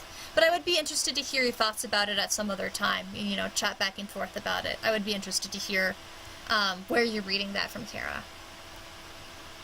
Kiri, you've sold your soul for her smile. Dun dun dun! Here we go. And doing a whole repeat of the same week, but with things different, not at all like Higurashi again, and so forth. Okay, yeah, Jilla says it's not your theory, but I can believe it. Another time, maybe the Undertale Discord or Facebook. Yeah, sure, we can totally do the Discord or wherever you feel like talking about it. I'd be really interested to hear that. There are so many different theories about it, and I think I might have heard that Kara theory, but I definitely need to be refreshed on it. That's true. Okay. So I timidly follow Monica across the school and upstairs, a section of the school I rarely visit, being generally used for third-year classes and activities. Monica, full of energy, swings open the classroom door. I'm back! And I brought a guest with me. Oh, look, flashy! That's so cool! It's like, if I play it a second time through and another person dies, is it going to be even more glitchy on me? Like, is it going to keep on increasing the glitchiness? Guess we'll see. Girl 1. A guest? Seriously? You brought a boy? Way to kill the atmosphere. Don't be mean, Natsuki. But anyway, welcome to the club, Haddock. All words escape me in this situation.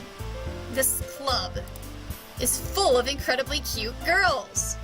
Kiri says, this is a good question. I asked it when I got to this point. Glad to know I'm not the only one thinking along those lines.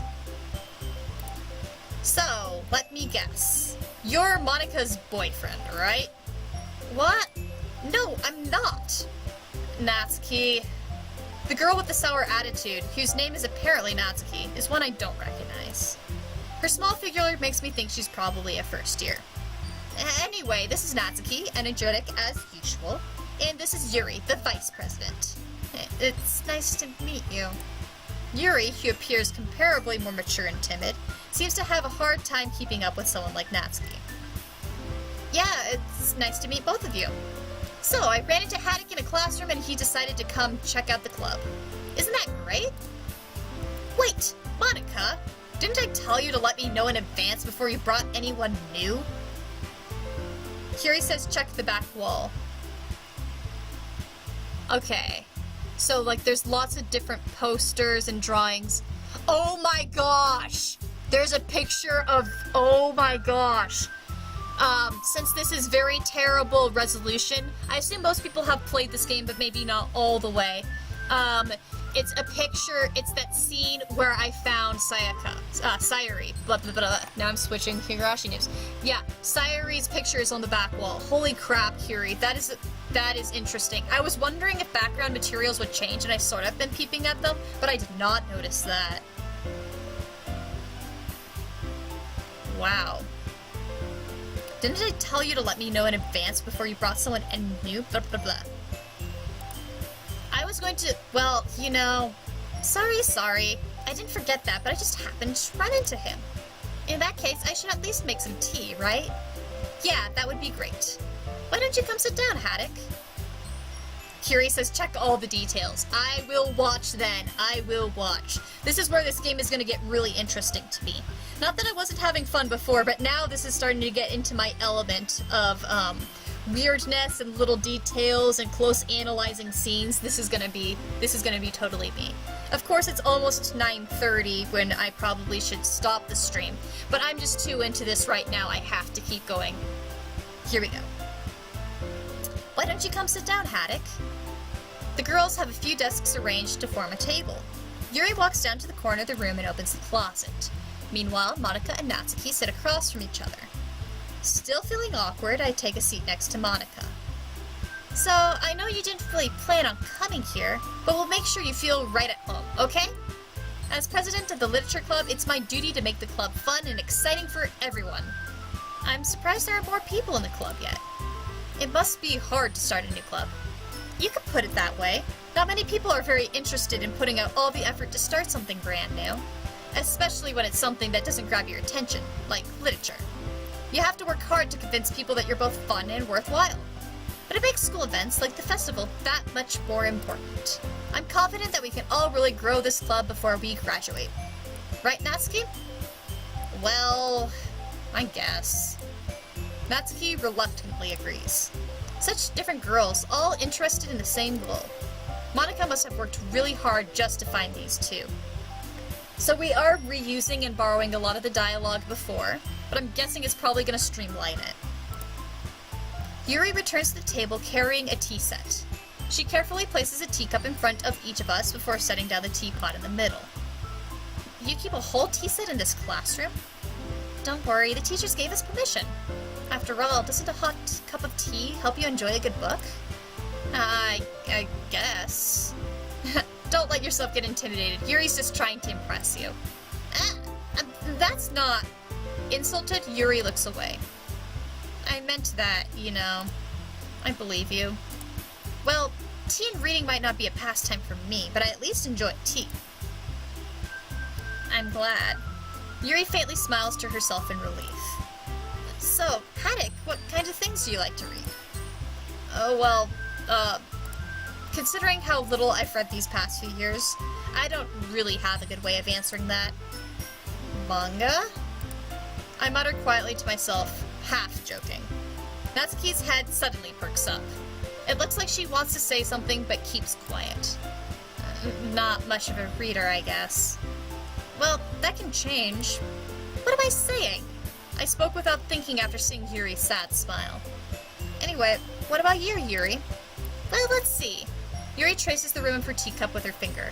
I've noticed I haven't had as many glitches right now. They're probably trying to get me settled back into the groove of the old familiar routine before switching things up again. My favorites are usually novels that build deep and complex fantasy worlds. Or every single time that Sayori's supposed to have a moment, maybe that's when we get the glitches. So every single time that there would be a big chunk with her, it does the glitch. I guess we'll see. My favorites are usually novels that build deep and complex fantasy worlds. The level of creativity and craftsmanship behind them is amazing to me. And telling a good story in such a foreign world is equally impressive. Yuri goes on, clearly passionate about her reading. She seemed so reserved and timid since the moment I walked in, but it's obvious by the way her eyes light up that she finds her comfort in the world of books, not people. But you know, I like a lot of things. Stories with deep psychological elements usually immerse me as well. Isn't it amazing how a writer can so deliberately take advantage of your own lack of imagination to completely throw you for a loop? That's almost a meta comment too. Anyway, I've been reading a lot of horror lately. Even more meta. I read a horror book once. I desperately grasped something I can relate to at the minimal level. At this rate, Yuri might as well be having a conversation with a rock. I'd expect that from you, Yuri. It suits your personality. Oh, is that so? Really, if a story makes me think or it takes me to another world, then I really can't put it down. Surreal horror is often very successful at changing the way you look at the world, if only for a brief moment. Oh my gosh! I knew it! I knew it! Great. Good job, game, good job. Ugh, I hate horror. Oh, what's that? Well, Natsuki's eyes dart over me for a split second. Never mind. That's right, you usually like to write about cute things, don't you, Natsuki? So one thing I notice is that Monika seems to be a lot more psychologically balanced than the other characters.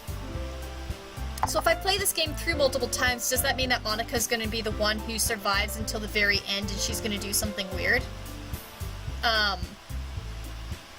I'm gonna romance Yuri again if at all possible, so that means I'm guessing that Natsuki's gonna be the next to die, which sounds terrible, but I guess we'll see. What? What gives you that idea? You left a piece of scrap paper behind last club meeting. It looks like you were working on a poem called Don't Say It Out Loud, and give that back. Fine, fine. Natsuki, you write your own poems? Well, I guess sometimes. What do you care? And Curie says, well, if you continue forward, you'll find out. That I will, and I have to find out because I have game curiosity.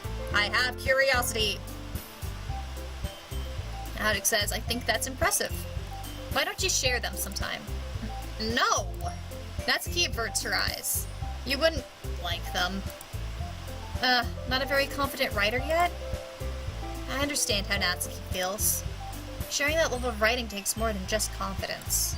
The truest form of writing is writing to oneself. You must be willing to open up to your readers, exposing your vulnerabilities and showing even the deepest reaches of your heart.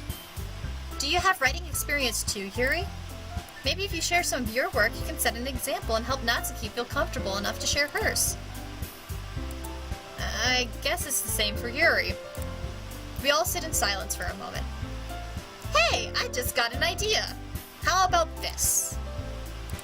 Natsuki and Yuri look quizzically at Monika. Let's all go home and write a poem of our own. Then next time we meet, we'll all share them with each other. That way, everyone is even. I mean, I thought it was a good idea. Well, I think you're right, Monika. We should probably start finding activities for all of us to participate in together. I did decide to take on the responsibility of vice president, after all. And Curie says, yay, more poems. I'll be interested to see if they're the same ones. I'll be interested. Yuri says, I need to do my best to nurture the club as well as its members. Besides, now that we have a new club member, it seems like a good step for us to take. Do you agree as well, Haddock? Hold on, there's still one problem. What's that? Now that we've all reached the most important topic, I bluntly come forth with what's been on my mind the entire time. I never said I would enjoy this club. I never said I would join this club. Monika may have convinced me to stop by, but I never made a decision. I still have other clubs to look at, and, I lose my train of thought. All three girls still back at me with dejected eyes. But... I'm sorry, I thought. The girls exchange glances before Monika turns back to me. I guess I need to tell you the truth, Haddock. The thing is, we don't have enough members yet to form an official club. Well, that's interesting. We need 4.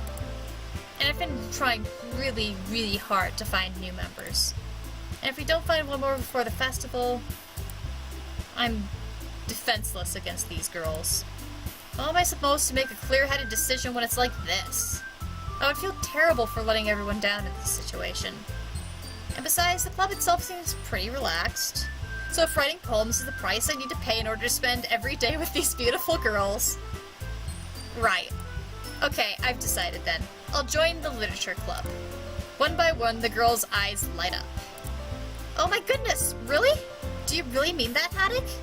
Curie, they must be an official club, yes. So this is gonna be interesting. If somebody else dies, what happens then? Yeah. It could be fun, right? You really did scare me for a moment. I mean, if you really just left after all this, I would be super pissed. Curie, all 3 of them eyes the back wall. Yep. Haddock, I'm so happy. We can become an official club now. Thank you so much for this. You're really amazing. I'll do everything I can to give you a great time, okay? Thanks, I guess. Okay, everyone. I think with that we can officially end today's meeting on a good note. So the conversations are mostly the same, but it is streamlined just because Sayori's not talking. Everyone remember tonight's assignment. Write a poem to bring to the next meeting so we can all share. Monika looks over at me once more. Haddock, I look forward to seeing how you express yourself. Yeah. Can I really impress the class star Monika with my mediocre writing skills? I already feel the anxiety welling up inside me. Meanwhile, the girls continue to chit-chat as Yuri cleans up the tea set. I guess I'll be on my way then. Okay, I'll see you tomorrow then. I can't wait. With that, I depart the club room and make my way home. The whole way, my mind wanders back and forth between the three girls. Natsuki, Yuri, and of course, Monika. Will I really be happy spending every day after school in a literature club? Perhaps I'll have the chance to grow closer to one of these girls. Alright, I'll just need to make the most of my circumstances, and I'm sure good fortune will find me. Ha ha ha ha! And I guess that starts with writing a poem tonight. So I'll write one poem, and then I think I'll call it a night, just because, it is, late. So I'll unlock the special poem, write my poem, and then call it a night. And yeah, because I have gotten what I was hoping to get to tonight, which was the interesting stuff of the game. And yeah, here we go. Unlock a special poem. Would you like to read it? Yes. Interesting. Things I like about Papa. I like when Papa comes home early. I like when Papa cooks me dinner. I like when Papa gives me allowance. I like when Papa spends time with me. I like when Papa asks me about my friends. I like when Papa asks me about anything. I like when Papa gives me lunch money. I like when Papa comes home before sundown. I like when Papa cooks. I like when Papa gives me privacy. I like when Papa doesn't tell me how to dress.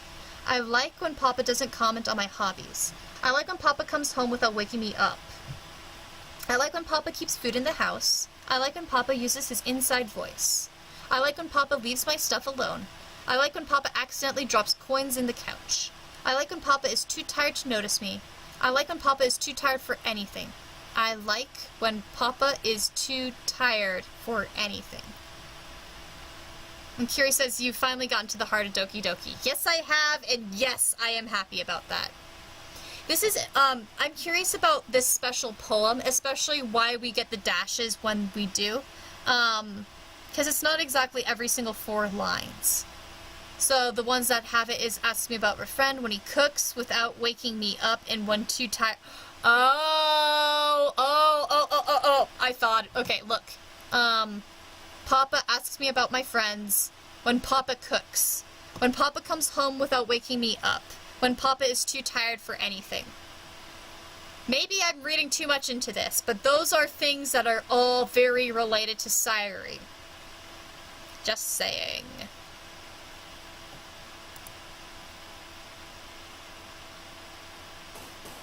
Alright. Here we go. And I only see Natsuki and Yuri. I don't see Monika for whatever reason. Alright, I'm going to write it just purely for Yuri now. Variants.